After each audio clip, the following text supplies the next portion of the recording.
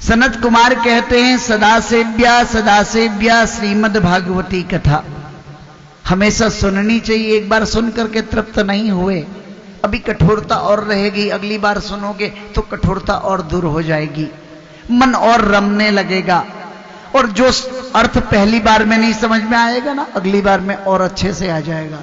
हो सकता है और नया अर्थ समझ में आ जाए। कथा सुननी चाहिए। कहीं आसपास सत्संग हो तो जरूर जाना चाहिए। वैसे तो टीवी में भी आजकल रोज सत्संग सुनाई देता है। बहुत लोग ये सोचते हैं कि टीवी में सुनते तो हैं, क्या जरूरत है जाने की। लेकिन सज्जनों, टीवी में हम निरवच्छिन्न रूप से व्यवधान रहित नहीं सुन सकते। सुन रहे हैं, किसी का फोन आ गया, आप फोन पे लग गए, पर ध्यान बदल गया, वो रस जो आ रहा था भंग हो गया। कोई रिश्तेदार घर में आ गया तो उसको आप अवॉइड भी नहीं कर सकते। आपने टीवी को स्विच ऑफ किया और उससे बातों में लग गए। बच्चे शैतानी कर रहे हैं, तो एक जो ध्यान की एकाग्रता, एक निष्ठता होनी चाहिए, वो नहीं है। यहां पर आप समर्पित रूप से मोबाइल स्विच ऑफ करके 3 घंटा बैठे हैं, तो यहां पर ध्यान ज्यादा लग रहा है, और जो ध्यान लग रहा है वो अंत तक लग रहा है, जो उस दौरान आपने बहुत सारी चीजें सीखी हैं। और टीवी में और यहां कथा का एक और बहुत बड़ा भेद है। क्या? टीवी में वक्ता को देखते हैं, आप दूर बैठे हैं, वक्ता से आपको आत्मीयता नहीं होती। और यहां विभावानुभाव व्यभिचारी भी संयोगाद रस निष्पत्ति, विभाव अनुभाव और संचारी भावों से रस की तुरंत निष्पत्ति।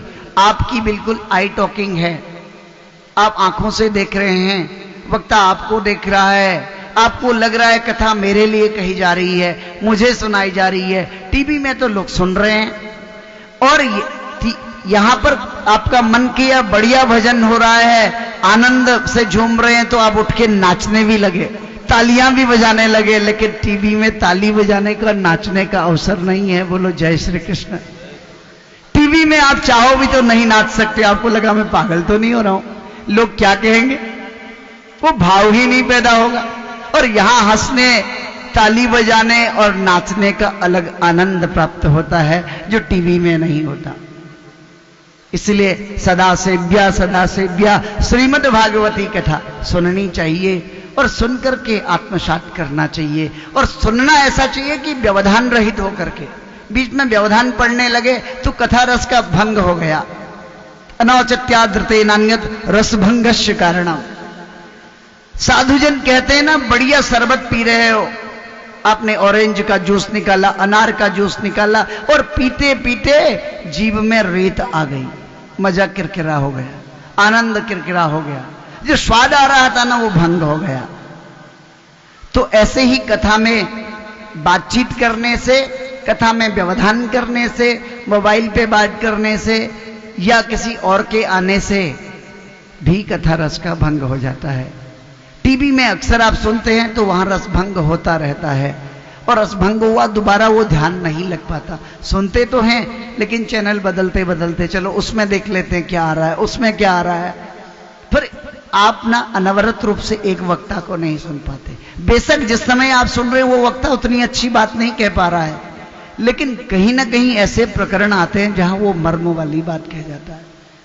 अलग अलग वक्ताओं को सुनने पर एक समय में व्यवधान होता है। अगर टीवी पे देख लें तो कोशिश करें एक ही वक्ता को पकड़ें उस समय, अगले दिन दूसरे वक्ता को पकड़ ले, लेकिन उस 3 घंटे के दौरान वो ऐसी ऐसी बातें कह जाएगा, शायद जीवन में कितनी उपयोगी हो, उस समय ध्यान नहीं होगा, लेकिन जब ऐसे दौर से आप गुजर रहे हो वो आपका मार्गदर्शन करेगा। सत्संग में सुना हुआ एक एक क्षण व्यक्ति को विपत्तियों के समय में मार्गदर्शन करता है। और सत्संग सुनने का इतना बड़ा फल है ऋषियों को, महर्षियों को सुनने का। ये परिपाटी चली आई है हमारी अनादिकाल से। इसलिए श्रुतम वेद, श्रुत ज्ञान को वेद भी कहा गया, श्रुत भी कहा गया है। सुनने से ही ये ज्ञान चलता आया है। सब तो पढ़ नहीं सकते, सारे लोग तो काशी जाते नहीं थे। तो ये परंपरा थी कि इस बहाने सब इकट्ठे हो जाएं, 100, 200, 500 लोग ऐसे ही सुन सकते हैं। सब लोग जो नहीं भी गए क्योंकि हमारे धर्म में जो कहा गया है वो किसी धर्म में नहीं कहा गया। सारे धर्म यहीं से निकले हैं। इसी की पत्ती, इसी की तना, पत्ती, शाखा, फल, फूल होकर के पनप रहे हैं। फूल खिला हुआ अच्छा लग रहा है, लेकिन किसने खिलाया ये कोई नहीं देख रहा है। इसलिए निंदा करने वाले जो वेद निंदा करते हैं, सनातन धर्म की निंदा करते हैं, वो लोग करते हैं जिनको ज्ञान ही नहीं है, जिन्होंने उसको पढ़ा नहीं, समझा नहीं, वो निंदा पे उतर आते हैं। वास्तव में पढ़ें तो ये कहां से आया है?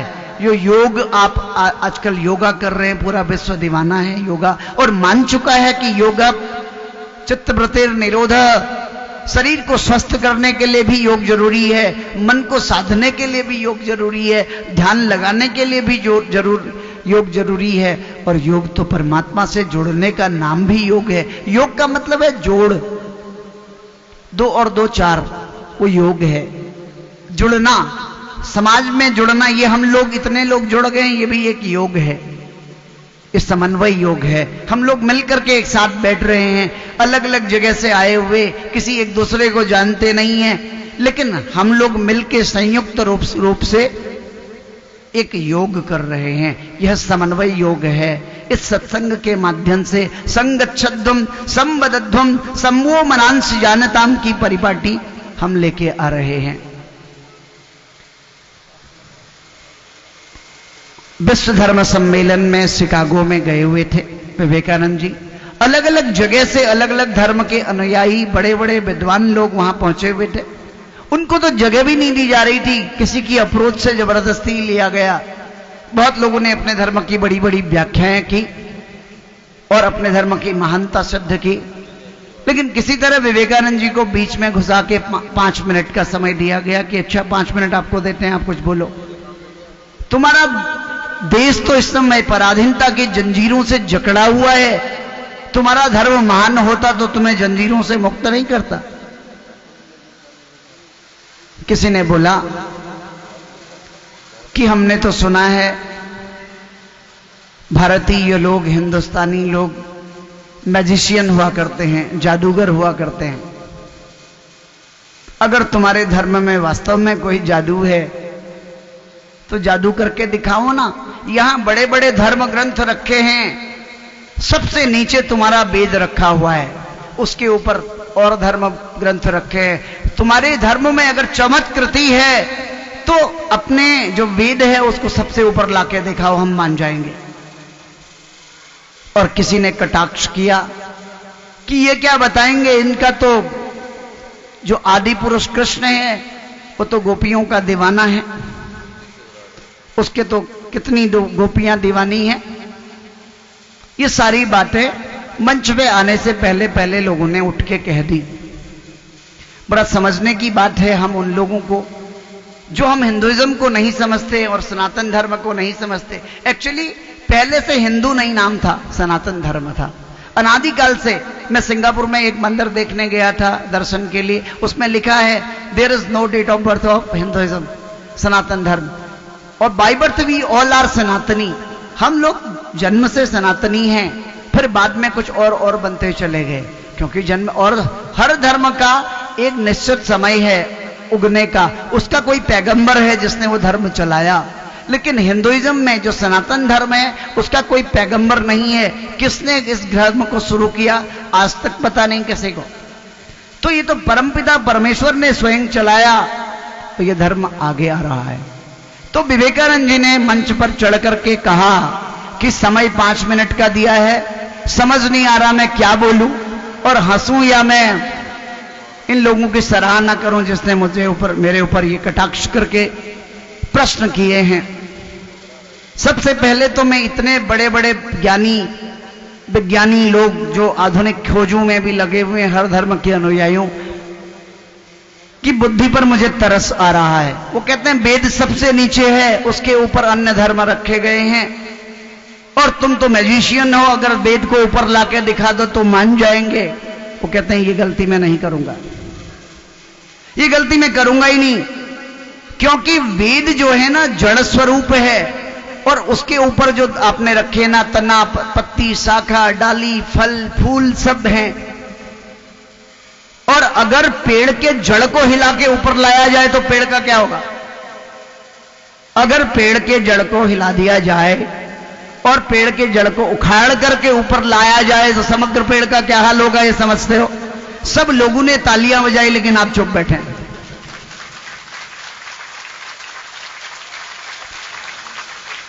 उनकी हर बात पे लोग समझ गए कि ये क्या कहना चाहते हैं। वस्तुतः तो सारे लोग यहीं से निकले हैं। मैंने एक किताब पढ़ी थी, उस किताब में लिखा था क्राइस्ट लिव्ड इन इंडिया। बहुत अच्छी किताब लिखी है और किसी अंग्रेज ने ही लिखी है, वो भी क्रिश्चियनिटी का फॉलोवर है। उसने लिखा है क्राइस्ट थे जो ईसा मसीह, वो भारत में रहे। आप देखो तो उनको डेट ऑफ बर्थ का मालूम है, जन्म कब हुआ और कैसे हुआ, बचपन की बातें, बीच का कुछ पता नहीं। अंत में जब उनको हैंग किया गया तब की बातें हैं, जब उन्होंने धर्म प्रचार किया। उस बीच कहां रहे तो उसने स्पष्ट लिख के और पूरी लिपियां भी दी हैं। उनकी वेशभूषा जो बुद्धिज्म लोग पहनते हैं, आप देखते हो नीचे लुंगी, ऊपर कुर्ता डाल करके, दुपट्टा डाल करके वो रहते हैं, आपने देखा होगा। तो उसने कहा ये तो हमारा ट्रेडिशनल ड्रेस है। जो उस समय आके उन्होंने यहाँ वेद अध्ययन किया, उन्होंने बुद्धिज्म सीखा, भगवत गीता सीखी, उसके बाद वहां जाकर के उन्होंने लोगों को वो उपदेश दिए। उन्होंने कोई धर्म नहीं बनाया, वो तो लोगों को बाद में उनकी बातें समझ में आई, जब हैंग हो चुके थे तो लोगों ने उनको अपना आर्ष पुरुष मान करके क्रिश्चियनिटी उसी क्राइस्ट से स्टार्ट की। तो वस्तुतः हम कहाँ हैं? सर्वोपरि है। ईशावास्यमिदं सर्वम यत्किंचित जगताम जगत। जो संसार में जो भी है वो यहीं से गया है। इसको समझने की ये आर्यों का देश है, आर्य संस्कृति का देश है, उत्थान का देश है। ये सूर्य के उगने से लोगों को जागने की प्रेरणा देता है, ये वह देश है। इसलिए मेरा आप लोगों से अनुरोध है, अपने को समझो, हम कहाँ खड़े हैं। आज हमने बहुत कुछ भौतिकतावादी चीजों को पा लिया है, लेकिन आज हम अकेले हो गए हैं। संगच्छुद्धम संबदंतम की बात है ही नहीं। हम परिवार में रह करके अलग हो गए हैं। न बेटा बात करना चाहता हमसे, न बहू हमसे बात करना चाहती है, कोई पूछने वाला भी नहीं है। बेशक धन दौलत सब कुछ है, गाड़ी घोड़ा है, नौकर चाकर है, लेकिन हम अकेले बैठे हैं। हम एंजाइटी के शिकार हो रहे हैं, हम डिप्रेशन की तरफ जा रहे हैं। क्यों ऐसा हो रहा है? हम अंतर्मुखी हो गए हैं। हमने चीजें सीख तो ली हैं, ज्ञान लिया तो है, लेकिन उस ज्ञान को समझा नहीं। शाब्दिक ज्ञान हमने केवल प्राप्त किया। हम मातृदेवो भव, पितृदेवो भव, आचार्य देवो भव की बात को भूल गए। माता पिता को जो देवता का दर्जा दिया गया था, दिन की शुरुआत उनके चरण छू के करो, उनका सम्मान करो, बड़े बुजुर्गों का सम्मान करो, अतिथि का स्वागत करो, गुरुओं की सेवा करो, संतों की सेवा करो। वो संस्कार भूल गए हैं। तो संस्कार हमारे चरित्र में जो है ना, प्रत्यास्थता कैसे आएगी, कैसे हम लोगों के साथ मिल पाएंगे। और आज जो कमी थी वो मोबाइल फोन ने पूरी कर दी। आज हम इतने इंट्रोवर्ट हो गए, हम फेसबुक व्हाट्सएप से लेके दिन भर वो मैसेजेस आते हैं। बाहरी समाज छूटता जा रहा है, अंदर ही वो आर्टिफिशियल जो समाज है वो हमारे व्हाट्सएप फ्रेंड्स, व्हाट्सएप ग्रुप बन गया है, फेसबुक ग्रुप बन गया है। वहीं किसी को आर्टिफिशियली हम फूलों का गुलदस्ता चित्र में भेज रहे हैं और अच्छा अच्छा मैसेज लिख के भेज रहे हैं, लेकिन घर में जो साथ पड़े लोग हैं उनको हम अवॉइड करते चले जा रहे हैं, भूलते चले जा रहे हैं। हमारी मॉरल रिस्पॉन्सिबिलिटी सब खत्म हो गई है। अमेरिका में एक ताजा सर्वे आया, वहां 40% लोग इस मानसिकता का शिकार हो चुके हैं। उनको मतलब पागलपना मान लिया गया है, क्योंकि इतने ज्यादा वो एडिक्शन हो गए हैं इन अत्याधुनिक साधनों का। इंटरनेट, यूट्यूब और फेसबुक, व्हाट्सएप, पूरा दिन उनका वैसे निकल जाता है। उनको पता ही नहीं बाहर क्या हो रहा है। ओबेसिटी के शिकार हो गए, शरीर बहुत मोटा हो गया है, चलना फिरना बंद हो गया है, बाहरी दुनिया छूट गई है। हम उस दुनिया में कितना गुज गए हैं। इसलिए ये एक संगच्छुद्धों की जो बात है ना, संघे शक्ति कलौ युगे। क्यों संघ में शक्ति गई? इतने लोग इकट्ठा हुए ना, और कितनी अच्छी बातें सीख, किसी के विरोध की बात कही नहीं। यहां तो कहा है आत्मन प्रतिकूलानी परेशान न समाचरित, जो अपने को अच्छा न लगे वो व्यवहार दूसरों से मत करो। किसी का बुरा करने से पहले सोचो अगर कोई मेरा इस तरह का बुरा करेगा तो मुझे कैसा लगेगा। यही सनातन संस्कृति है, आर्य संस्कृति है, जो वसुधैव कुटुंबकम का डंडम घोष करती है। पूरी पृथ्वी आपका कुटुंब है, वो कहती है पूरा पृथ्वी आपका परिवार है। आप ऐसा मान करके लोगों के साथ प्यार से व्यवहार करके तो देखो, दुनिया गले लगाने के लिए आतुर खड़ी है। लेकिन आप तो इतने सेल्फ सेंटर्ड होते चले जा रहे हो, इतने ज्यादा प्राउडी इगोइस्ट होते जा रहे हो, समाज छूटता चला जा रहा है। ये तो हमारे वेद ने नहीं सिखाया था। अभी वो लोग भटक चुके हैं, वो सारी भटकाव उन्होंने झेल ली है। वो वेस्टर्न लोग हमारी तरफ आ रहे हैं, कितने देखो करोड़ों लोग, अरबों लोग इस्कॉन के फॉलोवर होते चले जा रहे हैं। हरे रामा हरे कृष्णा मिशन, अभी आपने रविशंकर जी का कार्यक्रम देखा, कितने विदेशी लोग, 155 कंट्रीज से लोग आए। अगर हमारे धर्म में कुछ नहीं होता तो क्यों आते इतने लोग? इतना बड़ा इवेंट हुआ है, पूरे सहस्राब्दियों में इतना बड़ा इवेंट कभी नहीं हुआ। Greenidge book of world record में भी नाम दर्ज हुआ है। उनका स्लोगन क्या था आपने ध्यान दिया? वसुधैव कुटुंबकम। सबसे पहले श्री श्री जी ने यही कहा था, वसुधैव कुटुंबकम, पूरा संसार हमारा कुटुंब है।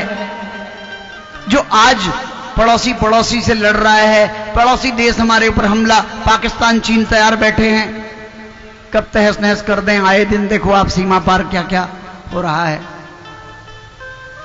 उससे किसको चैन मिल रहा है? ना हम सुखी हैं ना दूसरा सुखी हो पा रहा है। तो ये आर्य संस्कृति है जो सबको साथ लेके चलने की बात करती है, जो सर्वे भवन्तु सुखिनः का घोष करती है। शत्रु भी सुखी होवे, वो सुखी होगा तो हमें तंग नहीं करेगा। कितनी बड़ी आर्य संस्कृति है। तो सज्जनों, ये सत्संग जो हमने 7 दिन में सुना ना, इसको जीवन में उतारने की जरूरत है। मैंने पहले दिन कहा था ना, मैं दोहराना चाहूंगा। एक व्यक्ति ने संत से कहा, महाराज आप कहते हो सत्संग में आए तो सही, लेकिन आप सत्संग में आने के बावजूद भी सत्संग का अनुपालन नहीं कर पाए, यहां आके भी अनुपस्थित थे, वो क्यों कहा आपने? तो संत ने कितनी अच्छी बात कही, जरा ध्यान से सुनना। बोला अच्छा बेटा मैं तुझे समझाता हूं। अंदर से एक बड़ा सा टब ले आ, पानी भर के ले आया। बोला एक पत्थर ले आ, बड़ा सा ले आया। एक कपड़ा ले आया और एक बतासा ले आया, वो भी ले आया। सबको टब में डाल दिया। पत्थर को सबसे पहले बोले इसको निकालो, निकाला गया, तोड़ा गया। बाहर पत्थर गीला दिख रहा है, अंदर से सूखा है, अंदर कुछ भी नहीं गया। संत ने कहा देख, ये आया तो था पानी में डूबने के लिए, लेकिन बाहर लोगों को दिखा ये भी डूब गया।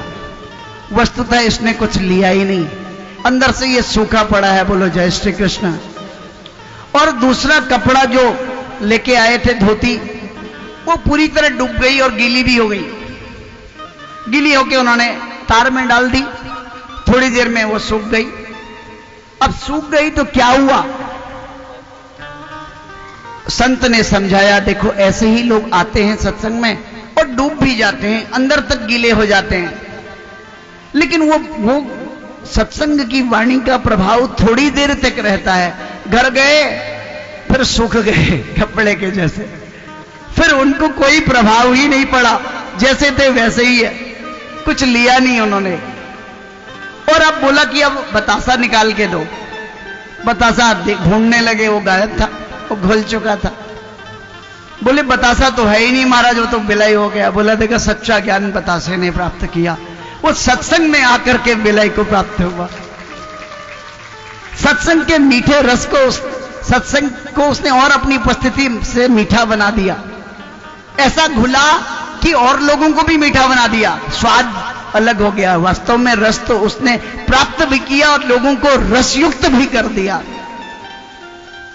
बोलो जय श्री कृष्ण। जय श्री कृष्ण। तो इस सत्संग को सुनने के बाद श्रुत्वा